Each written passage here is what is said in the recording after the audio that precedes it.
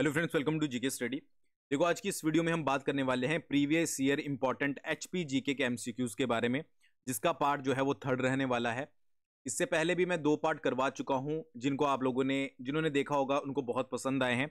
एचपीआरसी किसी भी एग्जाम की तैयारी कर रहे हो, एचपीपीएससी के किसी भी छोटे से बड़े एग्जाम की तैयारी कर रहे हो, सभी में बहुत इंपॉर्टेंट रोल प्ले करेंगे।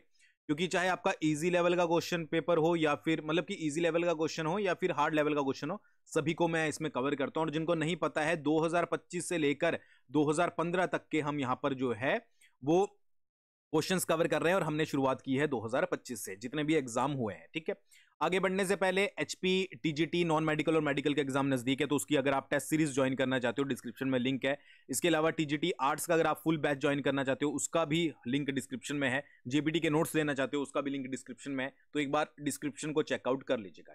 ठीक है, चलिए बात करते हैं पहले क्वेश्चन के बारे में। पहला क्वेश्चन है, in which year did the territorial council of Himachal Pradesh come into existence? कि भाई जो आपकी हिमाचल प्रदेश की टेरिटोरियल काउंसिल की स्थापना की गई थी हिमाचल प्रदेश में, वो किस वर्ष की गई थी? अब ये थोड़ा सा ट्रिकी क्वेश्चन है, रीजन बिहाइंड दैट कि इसकी अलग अलग इंफॉर्मेशन जो है वो मेंशन की गई है।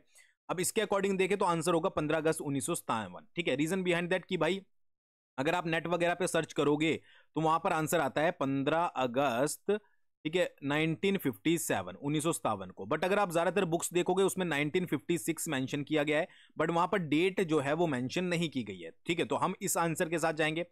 अगर आपसे ये पूछ लिया जाए कि भाई कौन से एक्ट के तहत जो है वो ये स्थापना की गई थी, तो टेरिटोरियल काउंसिल एक्ट 1956 के तहत जो है वो हिमाचल प्रदेश में टेरिटोरियल काउंसिल की स्थापना की गई थी। तो सेकंड आंसर जो है वो यहां पर सही होगा। बट अगर सेकंड आंसर 1957 आपका कहीं पर नहीं दिया गया है और आपको कहीं पर 1956 दिखता है, तो आप आंख बंद करके उसे टिक कर सकते हो, ये चीज याद रखिएगा।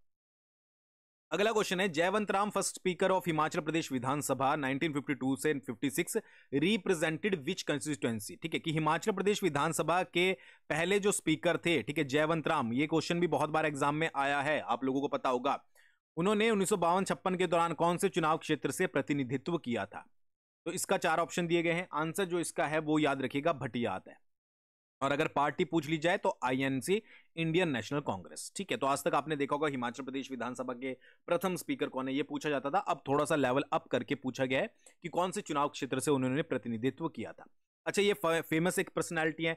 इनके अलावा अगर आपसे वाई एस परमार जी का पूछ लिया जाए, क्योंकि इनका भी पूछा जा सकता है, सेम टाइम पीरियड की बात कर रहा हूं मैं यहां पर, तो कौन से क्षेत्र से इन्होंने प्रतिनिधित्व किया था? पच्छाद से जो है वो इन्होंने प्रतिनिधित्व किया था, ये आपको यहां पर याद रखना है। वैसे तो बहुत सारे मेंबर्स हैं, बट कुछ फेमस पर्सनैलिटीज का जो है वो ज्यादा पूछा जाता है, इसलिए मैंने 2 यहां पर आपको बता दिए। बाकी अगर कोई क्वेश्चन और भी पीवाईक्यूज में इस तरीके का आया होगा तो उसको भी हम डिस्कस कर लेंगे। अगला क्वेश्चन है यहां पर, under the British rule when was the municipal government first introduce इन शिमला? भाई शिमला में ब्रिटिश राज में पहली बार म्युनिसिपल सरकार की कब स्थापना की गई थी? ये डायरेक्ट याद रखेगा, इसका आंसर होगा दिसंबर 1851। ठीक है, दिसंबर मंथ 1851 में जो है वो आपकी पहली म्युनिसिपल सरकार की स्थापना की गई थी ब्रिटिश रूल के अंडर। अगला क्वेश्चन है, इन विच ईयर धर्मचंद नाटक वाज रिटन बाय मानिकचंद? अच्छा, प्रीवियस वीडियो में मैंने इससे रिलेटेड एक और क्वेश्चन बताया था, वो भी 2025 में पूछा गया है, ये भी आपका 2025 में पूछा गया है, यानी कि एक ही क्वेश्चन है, बस घुमा के पूछे गए हैं। सबसे पहले तो याद रखिएगा, धर्मचंद नाटक किसके द्वारा लिखा गया है? भाई मानिकचंद के द्वारा लिखा गया है, ये अपने आप में एक पीवाईक्यू है। दूसरी चीज, कब लिखा गया था? तो 1562 में। ठीक है, 1562 ईस्वी में जो है ये नाटक लिखा गया था। एक और क्वेश्चन क्या बनता है कि कांगड़ा के किस राजा का वर्णन मिलता है? तो भाई कांगड़ा के रूपचंद नामक राजा का जो है वो इसमें वर्णन मिलता है। और रूपचंद वही राजा है जिसके समय में फिरोज शाह तुगलक ने, ठीक है, फिरोज शाह तुगलक ने जो है वो नगरकोट पर आक्रमण किया था या फिर कांगड़ा पर आक्रमण किया था। ये आप यहां पर याद रख सकते हो।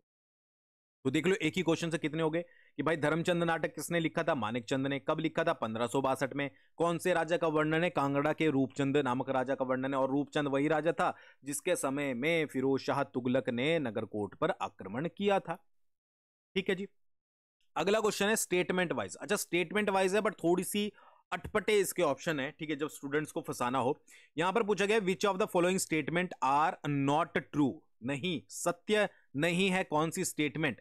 ऑप्शन दिखा देता हूं। पहले तो इनमें से कोई नहीं, और फिर ये सभी। भाई इनमें से कोई नहीं सही नहीं है, वही वो भी एक ही मतलब बना। ठीक है, ये सभी गलत है, वो भी एक ही मतलब बना। ठीक है, मतलब इनमें से ये कोई नहीं, हम उसके लिए ले सकते हैं कि भाई ये सारी ही जो है वो सही है। स्टेटमेंट देख लेते हैं। पहला स्टेटमेंट है राजा बलदेव चंद कांगड़ा जिले का प्रथम वाइसरीगल दरबारी था। बिल्कुल सही स्टेटमेंट है। ये यहां से एक अलग क्वेश्चन बन सकता है, तो याद रखिएगा स्टेटमेंट जो पढ़ा रहा हूं वो आपके उसके लिए पढ़ा रहा हूं कि यहां से आपके 4 क्वेश्चन अलग अलग निकल सकते हैं। तो क्वेश्चन आ गया अगर आपको कि कांगड़ा डिस्ट्रिक्ट का पहला वाइसरीगल दरबारी कौन था, तो याद रखिएगा बलदेव चंद जो है वो उसका आंसर है। तो ये स्टेटमेंट सही है। सेकंड स्टेटमेंट, महल मौर्यों की लड़ाई में राजा संसार चंद पराजित हुए थे। बिल्कुल सही स्टेटमेंट है, आपने पढ़ा भी होगा।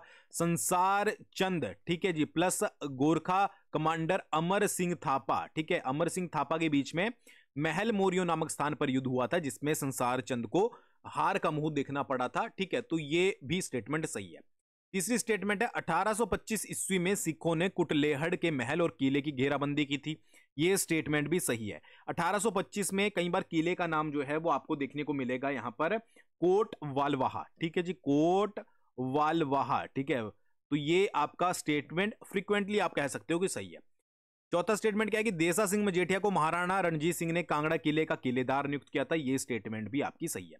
तो सारी ही स्टेटमेंट सही हुई, तो इसके साथ हम यहां पर ऑप्शन ए जो है वो आंसर लगा सकते हैं कि नन ऑफ दिस, इनमें से कोई भी गलत जो है वो यहां पर नहीं है। ठीक है जी, अब चारों याद रखिएगा, दोबारा से बोलूंगा। राजा बलदेव चंद कांगड़ा जिले का प्रथम वाइसरीगल दरबारी था, ये याद होना चाहिए। महल मौर्यों की लड़ाई में संसार चंद पराजित हो रहा, चलो ये तो आपको पता ही होगा। 1825 में सिखों ने कुटलेहड़ के महल और किले की घेराबंदी की थी और देसा सिंह मजीठिया को महाराणा रणजीत सिंह ने कांगड़ा किले का किलेदार नियुक्त किया था। ये चारों प्रश्न आपके अलग अलग बन सकते हैं या अलग अलग स्टेटमेंट में इंक्लूड किए जा सकते हैं। समझ आ गया? तो आई होप आपको समझ आ गया होगा। हमें मेन ये नहीं है कि ऑप्शन क्या है, इसके क्या दिए हुए हैं, हमारा ये है कि इंफॉर्मेशन आपको जो है वो पता होनी अच्छे से जरूरी है। अगला क्वेश्चन है हिमाचल प्रदेश की प्राचीनतम कला और वास्तुकला का आधार क्या था? हिमाचल प्रदेश का जो आर्किटेक्चर है, ठीक है, जो आर्ट थी वो क्या थी? ठीक है, तांबा, लोहा, प्रस्तर, ये ऐसे क्वेश्चन होते हैं जो आपको बुक्स में देखने को नहीं मिलेंगे, ये थोड़ा सा आपको दिमाग लगाना पड़ेगा। तो इसका आंसर होगा आपका वुड। ठीक है, जो प्राचीनतम कला और वास्तुकला थी वो ज्यादातर आपकी लकड़ी से बनी होती थी, लकड़ी की नक्काशी की जाती थी। ठीक है, तो लोहे से तो बनी नहीं होती थी या स्टोन से ज्यादातर नहीं बनी, ज्यादातर जो यूज किया जाता था वो लकड़ी का। आज भी आपको बहुत सारे टेम्पल्स ऐसे देखने को मिलेंगे जिसमें लकड़ी का यूज होता है। तो इसका आंसर मेरे हिसाब से लकड़ी जो है वो आपका होगा, बुक्स वगैरह में आपको देखने को नहीं मिलेगा। चलो अगला क्वेश्चन भी, ठीक है, which of the following statement is are true? ठीक है, इनमें से कौन सी स्टेटमेंट जो है वो आपकी सही है? ठीक है, पहली को स्टेटमेंट है कि कीरग्राम बैजनाथ किरातों की प्रसिद्ध राजधानी थी। ठीक है, सेकंड, विश्वेश्वर का मंदिर उत्तर गुप्तकालीन शिखर शैली का अद्भुत उदाहरण है। तीसरा है त्रिलोकीनाथ का मंदिर प्रसिद्ध मंदिर जो है वो प्रसिद्ध मंदिर चंद्रभागा घाटी में है। और चौथा है त्रिलोकनाथ का मूल मंदिर 8वीं शताब्दी में ललित्यादित्य ने निर्मित करवाया था। ठीक है, अब कौन सी स्टेटमेंट इनमें से सही है? ठीक है, अब इनका जो सही आंसर है वो है आपका ऑल ऑफ दिस। ठीक है, सारी स्टेटमेंट्स इसकी जो है वो सही है। पहला, कीरग्राम बैजनाथ जो है वो किरातों की प्रसिद्ध राजधानी था, बिल्कुल सही स्टेटमेंट है। विश्वेश्वर मंदिर, विश्वेश्वर मंदिर कहां पर पड़ता है? विश्वेश्वर मंदिर पड़ता है आपका कुल्लू में। ठीक है, कुल्लू के बजोरा में, बजोरा में पड़ता है। तो ये आपका उत्तर गुप्तकालीन शिखर शैली का अद्भुत उदाहरण है, स्टेटमेंट सही है। त्रिलोकीनाथ का प्रसिद्ध मंदिर चंद्रभागा घाटी में पड़ता है। ठीक है, चंद्रा घाटी नहीं, चंद्रभागा घाटी, ठीक है, उसमें पड़ता है। तो ये भी स्टेटमेंट आपका सही है। और त्रिलोकीनाथ का मूल मंदिर, त्रिलोकीनाथ का मंदिर कहां पर पड़ता है? लाहौल एंड स्पीति में पड़ता है। तो ये ललित्यादित्य ने 8वीं सेंचुरी में जो है वो यहां पर बनवाया था। तो सारी ही स्टेटमेंट जो है वो बिल्कुल सही है और 4 क्वेश्चन जो है वो यहां पर आपके तैयार हो जाते हैं। और कुछ ऐसे भी होंगे जो बहुत सारे बच्चों ने ये नहीं पढ़ा होगा कि विश्वेश्वर का मंदिर गुप्तकालीन शिखर शैली का अद्भुत उदाहरण है। त्रिलोकीनाथ का मंदिर मैक्सिमम को पता होगा लाहौल स्पीति में, बट ये नहीं पता होगा कौन सी घाटी में है।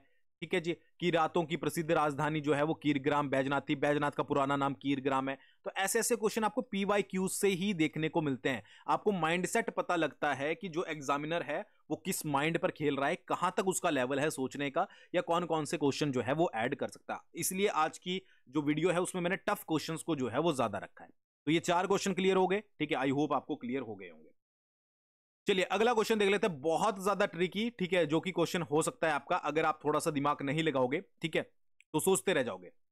यहां पर ऑथर दिए गए हैं और बुक्स दी गई है। ठीक है, बुक्स है बशोली पेंटिंग्स, ठीक है, Indian paintings in the Punjab hills, the early wooden temple of Chamba और antiquities of Chamba state part 2। ठीक है, अब एंटीक्विटीज ऑफ चंबा जो लिखी गई है, ठीक है, वो किसके द्वारा लिखी गई है? एंटीक्विटी ऑफ चंबा लिखी गई है आपकी JPH वोगल के द्वारा। ठीक है, बट यहां पर तो कहीं पर नाम नहीं दिखेगा आपको वोगल का, बट यहां पर क्या पूछा गया, यहां पर पार्ट 2 पूछा गया है। अब जल्दबाजी में क्या करते हैं बच्चे, एंटीक्विटी ऑफ चंबा स्टेट पूछा गया है, तो भाई वोगल तो यहां पर कहीं है नहीं, तो ये कैसे हम सही करेंगे। यहां पर पार्ट 2 के बारे में पूछा गया है। पार्ट 2 जो लिखी गई है एंटीक्विटी ऑफ चंबा स्टेट, ये लिखी गई है आपकी बीसी छाबड़ा के द्वारा, ठीक है, बीसी छाबड़ा के द्वारा। फिर यहां पर अगर बशोली पेंटिंग्स की बात करूं, बशोली पेंटिंग्स लिखी गई है आपकी एमएस रंधावा के द्वारा, ठीक है। Indian paintings in Punjab hills, ये लिखी गई है आपकी Indian paintings in Punjab hills W G Archer के द्वारा, ठीक है। और बची the early wooden temples of Chamba, ये लिखी गई है हरमन गोयट्स के द्वारा। तो आंसर क्या हो गया भाई, ये आपका बीसी छाबड़ा, यानी कि पहले का जो है वो फोर्थ हो गया, पहले का फोर्थ हो गया, बी का जो है वो यहां पर आपका थर्ड हो गया, बी का थर्ड हो गया, सी का आपका जो है वो यहां पर ए हो गया, सी का ए हो गया, यानी कि ऑप्शन डी जो है वो इसका सही रहेगा। तो दोबारा से एक बार दिमाग खोल के सुन लीजिएगा, एंटीक्विटीज ऑफ चंबा लिखी गई है जेपी वोगल के द्वारा, और एंटीक्विटीज ऑफ चंबा स्टेट लिखी गई है पार्ट 2 बीसी छाबड़ा के द्वारा।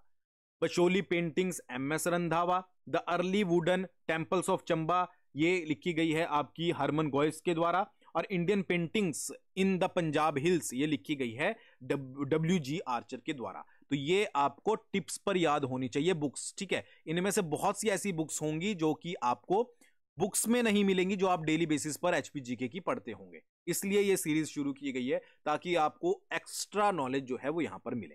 तो डी आंसर इसका सही होगा। वैसे ऑप्शन पर जाने की जरूरत नहीं है, जब मैंने आपको ऊपर ही बता दिया कि किसके द्वारा कौन सी लिखी गई है, ठीक है। मेन मकसद यहां पर ऑप्शन पढ़ना नहीं है, मेन मकसद है आपकी इंफॉर्मेशन क्लियर होना।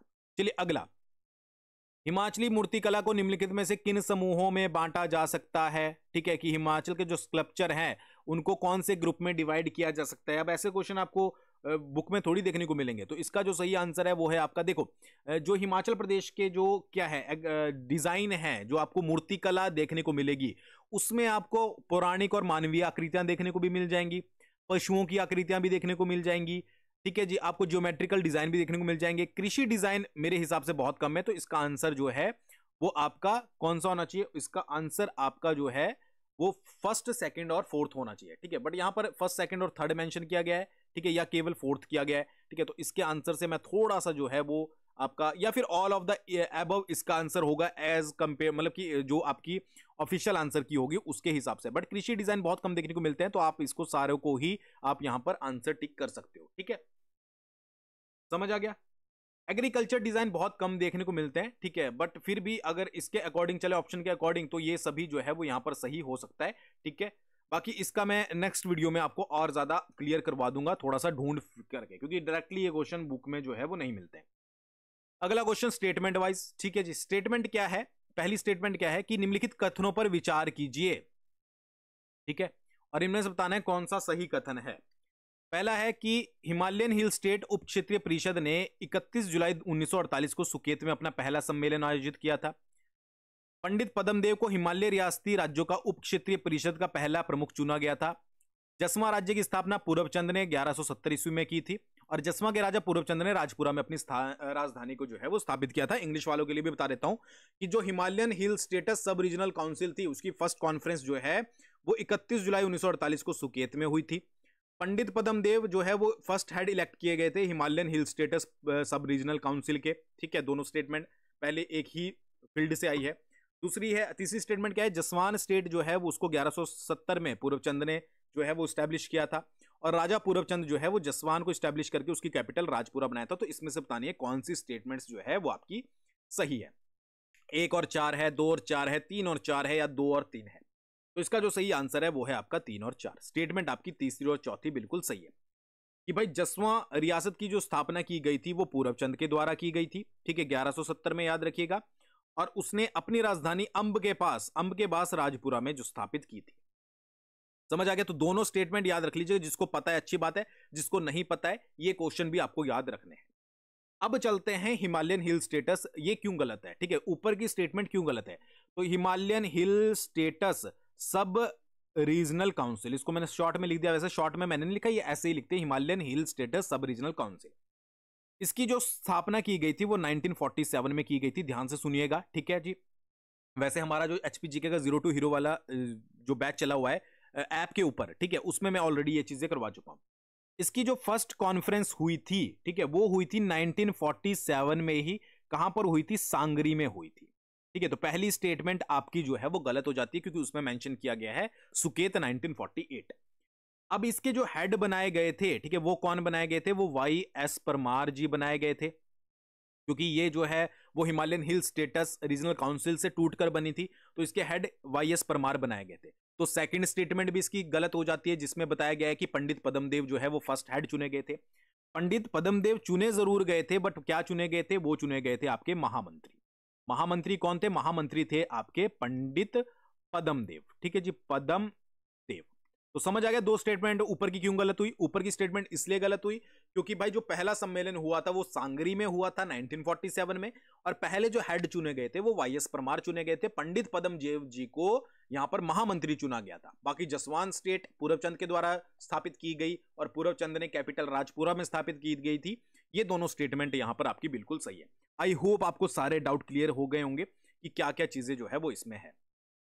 निम्नलिखित में से कौन सा दर्रा चंद्रखेनी दर्रा, चंद्रखानी दर्रा लिखते हैं ऐसे इसको, चंद्रखानी दर्रा निम्नलिखित में से किसे आपस में जोड़ता है? ठीक है, अब यहां पर ऑप्शन देख लो। वैसे तो आपको पता होगा कि जो चंद्रखैनी दर्रा है, यहां पर थोड़े से ऑप्शन गलत हैं। ठीक है, जो आपका चंद्रखेरनी दर्रा है जिसको बोला जाता है, ये आपका जो है कुल्लू प्लस मलाना जो आपकी वैली है उसको आपस में जोड़ता है, यानी कि कुल्लू के अंदर ही ये जो है वो आपका यहां पर रहता है। ठीक है, और इसकी हाइट लगभग जो है वो 3600 मीटर है। बट यहां पर ऑप्शन में क्या दिया गया है? कुल्लू तो चलो कहीं पर ही है। ठीक है जी, नग्गर और मलाना। ठीक है जी, नग्गर और मलाना जो है वो इसका हम यहां पर सही आंसर लेकर चलेंगे। ठीक है, क्योंकि कुल्लू और लाहौल को तो ये जोड़ता नहीं है, धर्मशाला और चंबा को भी नहीं जोड़ता है। नग्गर और मलाना जो है वो यहां पर सही आंसर हम यहां का लेके चलेंगे। देखो, मैं बिल्कुल भी जो है वो आंसर कीज के अकॉर्डिंग नहीं चलता हूं, क्योंकि आंसर कीज जो है वो बाद में आपकी करेक्शन होके लास्ट में आती है।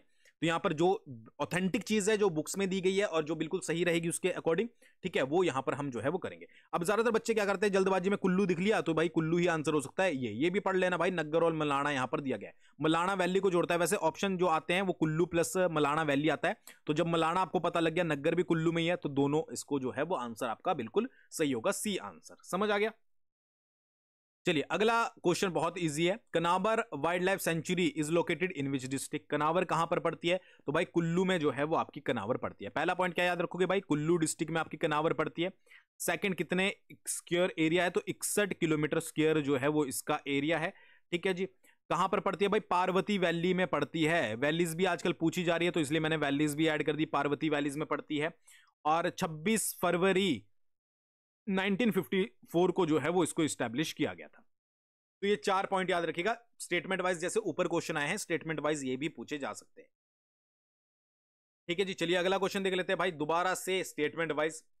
पहला स्टेटमेंट, निम्नलिखित कथनों पर विचार कीजिए कि हिमाचल प्रदेश का शुष्क पहाड़ी मृदा क्षेत्र जो कि आपका ड्राई हिल सॉइल जोन होता है, में मानसून की वर्षा लगभग नगण्य है, मतलब कि जो नेग्लिजिबल सी जो है वो वहां पर वर्षा होती है। ठीक है, फिर सेकंड क्या है कि कसोल गर्म पानी का चश्मा मंडी जिले में पड़ता है। तीसरा क्या है, खैर हिमाचल प्रदेश के उष्ण कटिबंधीय कंटीले वनों की प्रमुख प्रजाति है।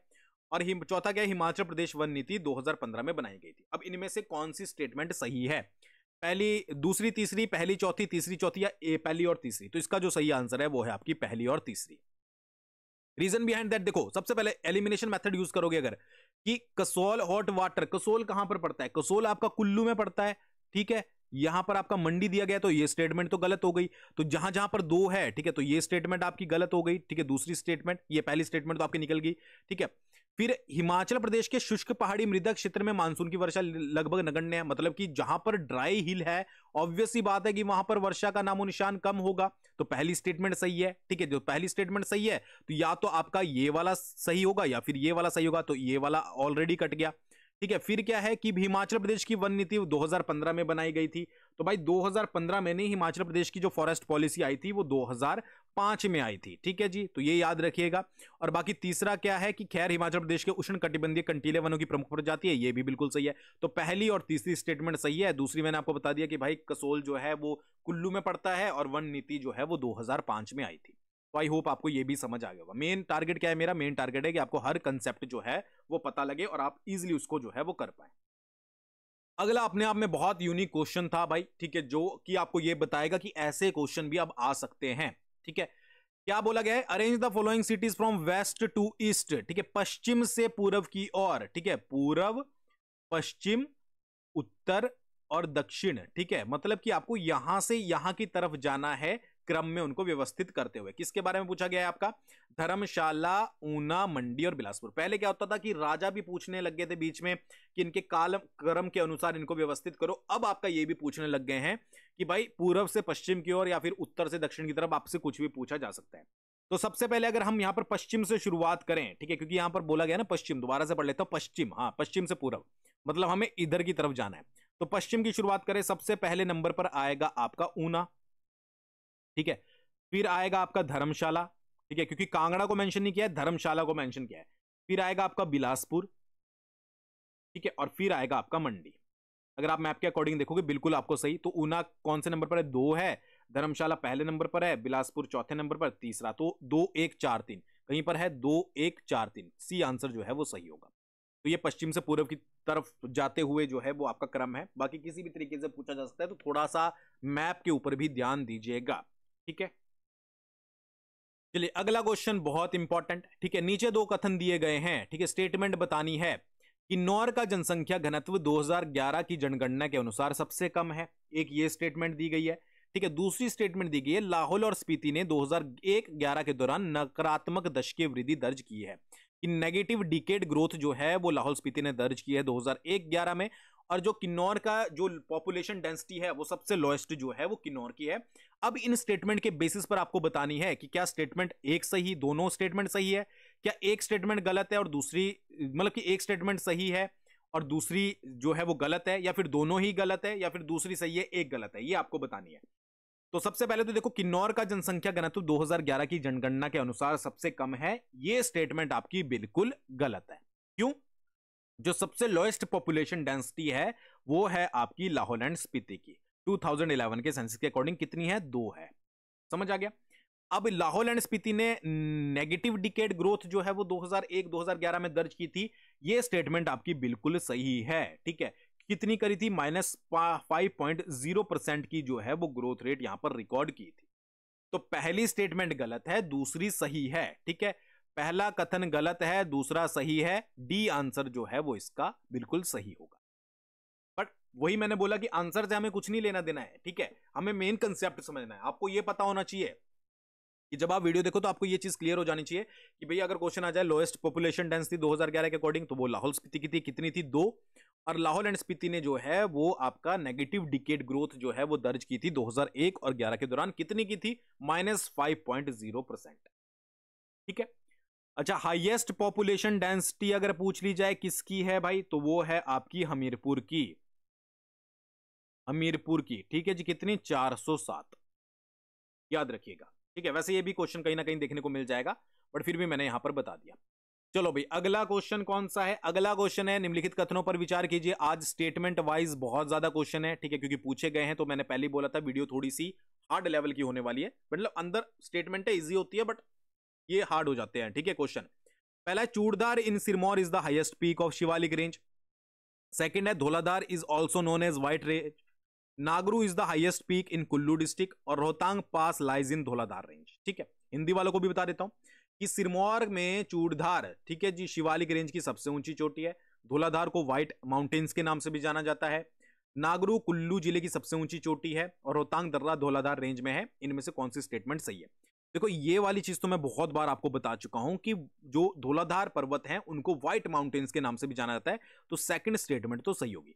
सेकंड स्टेटमेंट सही होने का मतलब क्या है कि जिसमें भी आपका 2 है वो स्टेटमेंट हम यहां पर लेंगे, और जिसमें 2 नहीं है उसको काट देंगे। तो भाई ये वाली आपकी जो है वो कट गई, ये वाली स्टेटमेंट जो है वो आपकी कट गई, ठीक है। अब क्या है, सिरमौर में चूड़धार शिवालिक रेंज की सबसे ऊंची चोटी है, तो ये स्टेटमेंट आपको पता है बिल्कुल सही है, ठीक है, सही स्टेटमेंट है, ठीक है। और इसमें जो हाइट है चूड़धार की वो कितनी है? वो है आपकी 3647 मीटर, ये आपको पता होगा, ठीक है। फिर क्या है कि नागरू कुल्लू जिले की सबसे ऊंची चोटी है, बिल्कुल स्टेटमेंट गलत है। आप में से कोई भी अगर स्टार्टिंग लेवल पे भी होगा वो भी बता देगा कि नागरू जो है वो मंडी जिले की सबसे ऊंची चोटी है। कितनी हाइट है इसकी? 4400 मीटर जो है वो इसकी हाइट है। रोहतांग दर्रा धौलाधार रेंज में पड़ता है, ये भी मैं बहुत बार बता चुका हूं। रोहतांग दर्रा पहली बात तो कहां पर पड़ता है? रोहतांग दर्रा जो है वो कुल्लू प्लस लाहौल के ऊपर पड़ता है, ठीक है जी। और कौन सी रेंज में पड़ता है भाई, पीर पंजाल रेंज में पड़ता है, पीर पंजाल रेंज में पड़ता है, ये आपको याद रखना है। तो ये स्टेटमेंट भी गलत हो गई। कौन सी स्टेटमेंट सही है भाई, दो स्टेटमेंट आपकी सही है, पहली और सेकंड, तो सेकंड आंसर जो है वो इसका सही होगा। समझ आ गया, याद रखिएगा। रोहतांग दर्रा पीर पंजाल रेंज में पड़ता है। नागरू मंडी जिले की सबसे ऊंची चोटी है, 4400 मीटर हाइट है।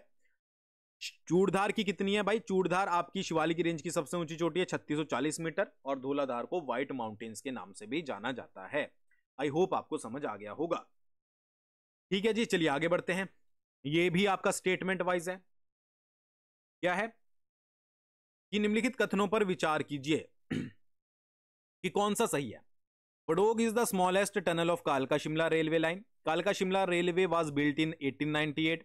कालका Shimla railway was inaugurated in November 1913। कालका Shimla railway is 96 kilometre in length. Option पे चले जाते हैं, ठीक है जी। कौन कौन से ऑप्शन जो है वो इसके सही है।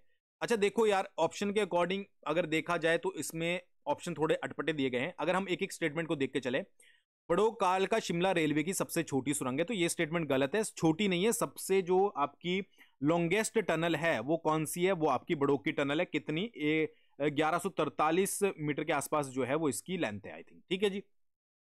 फिर कालका शिमला रेलवे का निर्माण 1898 में किया गया था, ठीक है जी। जो कालका शिमला रेलवे का जो उद्घाटन हुआ था, ठीक है जी, वो कब हुआ था, वो 1903 में हुआ था, ठीक है, ये आपको पता ही होगा, ठीक है जी। और कालका शिमला रेलवे का उद्घाटन 1913 में किया गया था, तो ये भी गलत है। 1903 में जो है वो इसका उद्घाटन किया गया था, ठीक है। और कालका शिमला रेलवे लाइन की जो लंबाई है वो 96 है। तो मेरे अकॉर्डिंग जो इसका आंसर होगा वो 2 एंड 4 होगा, क्योंकि 4th ऑप्शन हमारा बिल्कुल सही है, ठीक है, हमें पता है। पहला हमारा ऑलरेडी गलत हो चुका है एलिमिनेशन मेथड से अगर हम करेंगे। सेकंड ये हो सकता है कि कालका शिमला का रेलवे का निर्माण जो है वो 1898 में शुरू हुआ था, ठीक है। तो दूसरा और चौथा इसका आंसर जो है बिल्कुल सही रहेगा, ठीक है। ये हमने यूज किया एलिमिनेशन मेथड, क्यों, क्योंकि पहला हमारा कट गया, तो पहला ऑप्शन इसमें था, ये हमारे दोनों कट गए, ठीक है जी। दूसरा हमारा जो है वो हमें अभी एग्जैक्ट पता नहीं था, तो तीसरा पता था हमें, कालका शिमला रेलवे का उद्घाटन जो है वो 1903 में हुआ था, ठीक है जी। तो इसके लिए हमने जो है वो तीसरा ऑप्शन भी यहां पर काट दिया, जिसमें हमारा जो है वो तीसरा मेंशन किया गया है, ठीक है जी। तो ये भी हमारा जो है वो कट गया, तो हमारा बचा दूसरा और चौथा, ठीक है। तो दूसरा हमारा कालका शिमला रेलवे लाइन का निर्माण 1898 में किया गया था और इसकी लंबाई जो है वो 96 में। अच्छा, कालका शिमला से रिलेटेड प्रीवियस वीडियो में भी हमने क्वेश्चन डिस्कस किए थे, तो वो भी आप एक बार देख लीजिएगा। अगली, मैच द लिस्ट, बहुत टफेस्ट क्वेश्चन, मतलब कि क्वेश्चन में थोड़े अटपटे ही बोलूंगा। रीजन बिहाइंड दैट, जैसे प्रोजेक्ट दिया गया, प्राइवेट कंपनी दी गई। अब यार किस बुक्स में आपने ये पढ़े होंगे कि भाई प्रोजेक्ट है और प्राइवेट कंपनीज हैं, बट मैंने इनको तब भी नहीं छोड़ा। मैं चाहता तो बहुत इजी क्वेश्चन आपको करवा देता, बट आपको पता लगना चाहिए कि भाई कैसे क्वेश्चन पूछे जा सकते हैं। परियोजना ऊहल स्टेज 3, करचमवांगतू, न्यूगल और एलेनदुंग, ठीक है, ये कहां की निजी कंपनी से रिलेट करती है। तो भाई मैंने जितना सर्च किया है, इसका आंसर होगा आपका बी, ठीक है। कौन कौन से, करचमवांगतू आपकी रिलेट करती है जयप्रकाश इंडस्ट्रीज से, ठीक है, याद रखिएगा। न्यूगल करती है आपकी ओम पावर कॉर्पोरेशन से, ठीक है जी, बी का 3rd हो गया और सी का 4th हो गया।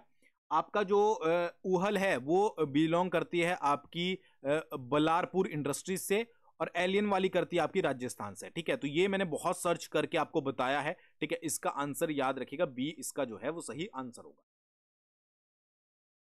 अगला क्वेश्चन आपको मिलान करना है, ठीक है, कि वाइल्ड लाइफ सेंचुरीज और ईयर ऑफ इस्टेब्लिशमेंट, कि कब वाइल्ड लाइफ सेंचुरी कौन सी। अब इसके ऑप्शन भाई देखो, ऑप्शन इसके बहुत अटपटे दिए गए हैं, गलत दिए गए हैं कुछ, ठीक है। रीजन क्या होता है कि भाई आपको बाद में आपसे 100 रुपए भी लेने होते हैं कि भाई आप जो है वो करेक्शन करवा पाए, ठीक है। क्या दिया गया, शिकारी देवी, शिकारी देवी की जो स्थापना, मैं डायरेक्ट बताता हूं आपको, देखो शिकारी देवी, शिकारी देवी कहां पर पड़ता है आपका वाइल्ड लाइफ सेंचुरी, वो पड़ती है आपकी मंडी में, ठीक है। कितने किलोमीटर एरिया है, 72 किलोमीटर स्क्वायर एरिया है। मैं सारी इंफॉर्मेशन आपको दे रहा हूं, और इसकी स्थापना की गई थी आपकी 1962 में, याद रखिएगा 1962 में, ठीक है। तो यहां पर 1962 तो कहीं दिया नहीं गया है, ठीक है। तो फिर कैसे ही आप लगाओगे, और नेट पर जो इसका एरिया बताया गया है वो 29.94 किलोमीटर स्क्वायर बताया गया है। तो बुक्स और नेट मैंने दोनों ही आपको बता दिया।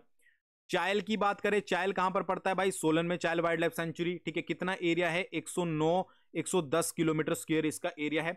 1976 में जो है वो इसको इस्टेब्लिश किया गया था, ठीक है। तो एक तरीके को अगर हम यहां पर चायल मान के चल लें, यहां पर 1976 दिया गया है, तो चायल हो गया हमारा 1976। फिर हम बात करते तीर्थन की। तीर्थन वाइल्ड लाइफ सेंचुरी आपकी कुल्लू में पड़ती है, 61 किलोमीटर स्क्वायर जो है वो इसका एरिया है। ठीक है जी। और 1992 यहां पर नेट में दिया गया है और 1976 जो है वो बुक में दिया गया है। तो ना तो यहां पर 1992 है और ही यहां पर 1976 एक के साथ हम ऑलरेडी जोड़ चुके हैं। तो ये ऑप्शन ही थोड़े जो है वो गलत दिए गए थे मेरे हिसाब से, ठीक है, बट मैंने आपको बता दिया, ये आपको यहां पर याद रखना है। और बात करें अगर चंद्रताल की, तो चंद्रताल जो है वो आपका एरिया 38.56 किलोमीटर स्क्वायर पड़ता है। कहां पर है? आपकी लाहौल एंड स्पीति में। और इसको स्टैब्लिश किया गया था 2007 में। तो हम चंद्रताल का जो है हम 2007 लगा सकते हैं, ठीक है। बाकियों का क्या ऑप्शन रहेगा? अब देखो सिंपल सी बात है कि भाई आंसर की के अकॉर्डिंग कुछ भी दिया जा सकता है, बाद में रिपीट भी होती है, ठीक है। कई बार क्वेश्चन को निकाल भी दिया जाता है, बट मैंने आपको पूरी इन्फॉर्मेशन बता दी जो इससे रिलेटेड इंपॉर्टेंट आपको याद रखने की जरूरत है, ठीक है। चलिए अगला क्वेश्चन भाई देखो, यहां पर दिया गया है रिवर्स के बारे में बताया गया है, उनके फ्लो के अकॉर्डिंग आपको जो है वो लॉन्गेस्ट से शॉर्टेस्ट की लंबी से छोटी की तरफ आपको जो है वो व्यवस्थित करना है। 4 आपको जो है वो रिवर्स बताई गई है। कौन कौन सी बताई गई है? ठीक है, सबसे पहले नंबर पर आपको बताई गई, आपको जो आपको अरेंज करना है वो कैसे करना है? वो करना है आपको लॉन्गेस्ट से शॉर्टेस्ट की सबसे पहले लंबी, ठीक है। तो सबसे पहले लंबी कौन सी आती है? सतलुज आती है। सतलुज का जो प्रवाह एरिया है वो 320 किलोमीटर का है, ठीक है। उसके बाद आपकी व्यास आती है। व्यास का प्रवाह हिमाचल प्रदेश में कितना है? 256 किलोमीटर का है। उसके बाद आपकी रावी रिवर आती है। रावी का प्रवाह कितना है? रावी का प्रवाह है 158 किलोमीटर। और उसके बाद चिन्नाब आती है। चिन्नाब का प्रवाह कितना है? वो है आपका 122 किलोमीटर, ठीक है। तो ये हो गई। तो सतलुज कौन से नंबर पर दी गई है? पहले नंबर पर। व्यास कौन से नंबर पर दी गई है? दूसरे नंबर पर, ठीक है जी। और आपका रावी कौन से नंबर पर दी गई है? रावी दी गई है चौथे नंबर पर, और ये तीसरा होगा। तो 1 2 4 3, 1 2 4 3 जो है वो इसका सही आंसर होगा, अगर हम लॉन्गेस्ट से शॉर्टेस्ट की तरफ जाते हैं। अगर शॉर्टेस्ट से लॉन्गेस्ट की तरफ बोलते तो क्या रहता? फिर 3 4 2 1 रहता, ठीक है जी, जो कि यहां पर ऑप्शन में दिया नहीं गया, ठीक है। तो ये आपको यहां पर याद रखना है। लॉन्गेस्ट भी पूछा जा सकता है, शॉर्टेस्ट भी पूछा जा सकता है। चलो समझ आ गया होगा। अगला क्वेश्चन जो कि मतलब बहुत सारे बच्चों के लिए थोड़ा टफ हो सकता है, बट यहां पर थोड़ा सा आपको पता होना जरूरी है जब आप हायर लेवल एग्जाम की तैयारी करते हो। स्टेटमेंट बतानी है आपको, सही कथन कौन सा है। 2011 में हिमाचल प्रदेश की साक्षरता दर 82.80% थी, जो कि राष्ट्रीय औसत 74.0% के 8.8% अधिक है।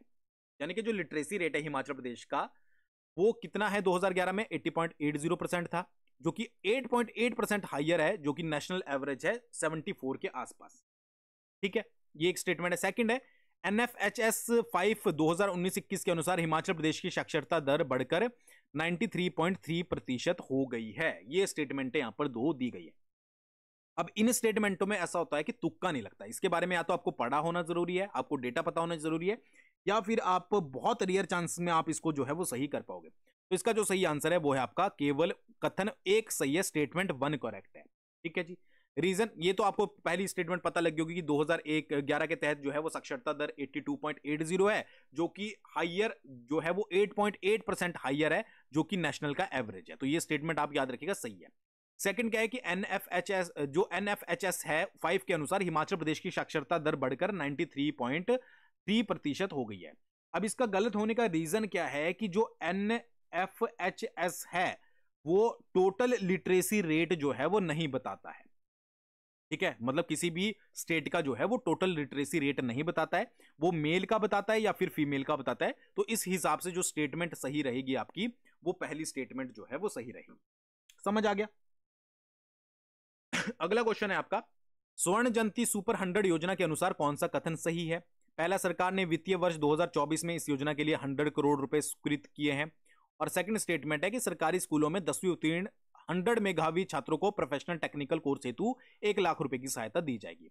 तो भाई सेकंड स्टेटमेंट तो सही है, अगर आपने जो है वो स्वर्ण जयंती योजना के बारे में सुना होगा। पहली स्टेटमेंट गलत है। रीजन बिहाइंड दैट कि 2024-25 में इसके लिए कोई भी जो है वो एग्जैक्ट अमाउंट जो है वो यहां पर नहीं रखा गया है, सैंक्शन नहीं किया गया है। तो सेकंड स्टेटमेंट यानी कि केवल कथन 2 जो है वो यहां पर सही होगा, ये यहां पर याद रखना है, ठीक है। तो दिख रहा होगा आपको लेवल कि 2025 में एग्जाम्स का लेवल जो है वो किस लेवल का है, ठीक है। अब मैं ये नहीं बोलूंगा कि अगर आप JUIT की तैयारी कर रहे हो या फिर क्लर्क की तैयारी कर रहे हो तो उसमें भी इस लेवल के क्वेश्चन आएंगे, ठीक है। ये जो PY उसकी सीरीज है, इसमें आपको इजी से लेकर टफ तक मैं सारे क्वेश्चन करवाऊंगा। कल को आप NT का फॉर्म भी भरोगे, एलाइड का भी भरोगे, ठीक है, HS का भी भरोगे, तो वहां पर ऐसे क्वेश्चन आपको देखने को मिलेंगे। सही कथन चुनना है, हिमाचल में सरकारी स्कूलों में लड़कियों का दाखिला प्रतिशत लड़कों से अधिक है, ये गवर्नमेंट स्कूल्स के बारे में बात हो रही है। और निजी स्कूलों में लड़कों का दाखिला प्रतिशत लड़कियों से अधिक है, ये हो रही है प्राइवेट स्कूल्स के बारे में बात। तो दोनों ही स्टेटमेंट जो है वो यहां पर सही है कि हिमाचल में जो सरकारी स्कूल है उनमें जो लड़कियों की एडमिशन होती है उनका परसेंटेज लड़कों से अधिक है, ठीक है। और प्राइवेट स्कूलों में अपोजिट है, उसमें लड़कों का जो परसेंटेज है एडमिशंस का वो लड़कियों से ज्यादा है, ठीक है। अगर मैं थोड़ा सा डेटा आपको बताऊं तो गवर्नमेंट स्कूल्स में, ठीक है, बॉयज अगर गर्ल्स की बात करूं तो 49% के करीब एडमिशंस होती है बॉयज की, और गर्ल्स की होती है 52 से लेकर 54% के आसपास। अगर ऐसा ही मैं आपको प्राइवेट का बताऊं तो बॉयज की 54 के अराउंड होती है और गर्ल्स की 48 के अराउंड होती है। तो ये परसेंटेज नहीं पूछी जाएगी, बट फिर भी मैंने आपको एक डेटा जो है वो क्लियर कर दिया ताकि क्वेश्चन अगर आपसे पूछ ले जाए तो इस तरीके का आपको पता होना जरूरी है। अगला क्वेश्चन है, एसआरएस आधारित संक्षिप्त जीवन तालिका 2016-20 के अनुसार हिमाचल प्रदेश में महिला और पुरुष की जन्म से जीवन प्रत्याशा क्रमशः कितनी है, ठीक है। जो लाइफ एक्सपेक्टेंसी जो है एट बर्थ हिमाचल प्रदेश में फीमेल्स और मेल्स की, पहले फीमेल्स उसके बाद मेल्स रिस्पेक्टिवली कितनी है। देखो एसआरएस की फुल फॉर्म होती है, अगर मैं आपको बताऊं एसआरएस की, वो होती है sample registration system, sample registration system, ठीक है जी। अब अगर हिमाचल प्रदेश की बात करें तो मेल की जो है वो है आपकी 70.3 और फीमेल की है 77.5, ठीक है। तो पहला आंसर जो है वो इसका सही होगा। ओवरऑल की बात करें तो वो है आपकी 73.5%, ठीक है, याद रखिएगा। तो ये याद रखना आपको 77.5 किसकी है, फीमेल्स की है, ठीक है, जो कि आपकी जीवन प्रत्याशा दर होती है, और 70 पॉइंट जो है वो किसकी है, वो आपकी मेल की है। समझ आ गया। अगला है, वर्ष 2025-26 में हिमाचल प्रदेश के बजट अनुमानों के अनुसार कुल प्राप्तियों में राजस्व प्राप्ति यानी कि रेवेन्यू रिसिप्ट के बारे में यहां पर पूछा गया है। टोटल रिसिप्ट में से रेवेन्यू रिसिप्ट का परसेंटेज जो है वो यहां पर कितना है वो आपको बताना है। तो इसका जो सही आंसर है वो है आपका 74.35%, ठीक है। ये आपकी रेवेन्यू रिसिप्ट है, ठीक है, याद रखिएगा। और 2025-26 में अगर आपसे रेवेन्यू रिसिप्ट के परसेंटेज की जगह पूरा करोड़ रुपए में पूछ लिया जाए तो 42,342 करोड़, याद रखिएगा, ठीक है। और परसेंटेज कितनी है, 74.35। और 2024-25 में कितना था ये, 2024-25 में ये था आपका 43,703.96 करोड़। तो भाई ये जब भी आप इकोनॉमिक सर्वे पढ़ो, बजट पढ़ो, तो डेटा पढ़ना जो है वो बहुत जरूरी है। तो भाई ये कुछ क्वेश्चंस थे, थोड़े मैंने आज कम क्वेश्चन ऐड किए थे क्योंकि टफ क्वेश्चन थे, और स्टेटमेंट वाइज अगर आप देखोगे तो बहुत सारे क्वेश्चन ऑलरेडी हो चुके हैं। तो अगर वीडियो पसंद आई हो तो वीडियो के नीचे कमेंट करके जरूर बताइएगा। थैंक्स फॉर वॉचिंग, बहुत जल्दी मिलते हैं नेक्स्ट वीडियो के साथ।